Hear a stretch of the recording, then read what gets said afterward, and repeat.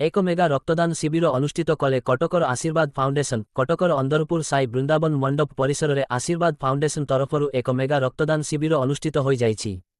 ଏହି କାର୍ଯ୍ୟକ୍ରମକୁ ଅନୁଷ୍ଠାନର ସଭାପତି ମାଗୁଣି ଚରଣ ଦାସ, ସମ୍ପାଦକ ବିଶ୍ୱରଞ୍ଜନ ସାହୁ, ଉପଦେଷ୍ଟା ଦେବଦତ୍ତ ଧଳ, ସଂଯୋଜକ ସମୀର କର ପ୍ରମୁଖଙ୍କ ନେତୃତ୍ୱରେ କାର୍ଯ୍ୟକ୍ରମଟି ଆଗେଇ ଯାଇଥିବାବେଳେ ମୁଖ୍ୟ ଅତିଥି କଟକର ମାନନୀୟ ମେୟର ଶ୍ରୀ ସୁବାସ ସିଂ, ସମ୍ମାନିତ ଅତିଥି କଟକ ଚୌଦ୍ୱାର ବିଧାୟକ ଶ୍ରୀଯୁକ୍ତ ସଇ ବିକ୍ ବିଶ୍ୱାଳ, କଟକ ବାରବାଟୀ ବିଧାୟକ ସୋଫିଆ ଫିର୍ଦୋସ, କଟକ ସଦର ବିଧାୟକ ଶ୍ରୀଯୁକ୍ତ ପ୍ରକାଶ ଚନ୍ଦ୍ର ସେଠୀ, କଟକ ସଦର ବ୍ଲକର ଅଧ୍ୟକ୍ଷ Shrimati Bhagyalakshmi Rout, ward number 52 corporator Shrimati Sai Bhagirathi Jena, ward number 53ର କର୍ପୋରେଟର ଶ୍ରୀଯୁକ୍ତ ଅରବିନ୍ଦ ଜେନା, ୱାର୍ଡ ନମ୍ବରର କର୍ପୋରେଟର ଶ୍ରୀଯୁକ୍ତ ସୁଭାଶିଷକୁ ପଟ୍ଟନାୟକ, ୱାର୍ଡ ନମ୍ବର 45ର କର୍ପୋରେଟର ଶ୍ରୀଯୁକ୍ତ ଗୋପାଳ ବେହେରା, ସମାଜସେବୀ K Mohanty, Cuttack SCB medical college ଏବଂ ହସ୍ପିଟାଲର ସହାୟକ ପ୍ରଫେସର ତଥୁଏମ୍ ଡି ଡାକ୍ତର ଭବାନୀ ପ୍ରସାଦ ପଣ୍ଡା, ଅଧିକାରୀ ପ୍ରମୋଦ ଭୋଳ, ଅନ୍ଦରପୁର ପ୍ରମୁଖ ବ୍ୟକ୍ତି ବିଶେଷମାନେ ଉପସ୍ଥିତ ହୋଇ ରକ୍ତଦାତାମାନଙ୍କୁ ଉତ୍ସାହିତ କରିଥିଲେ।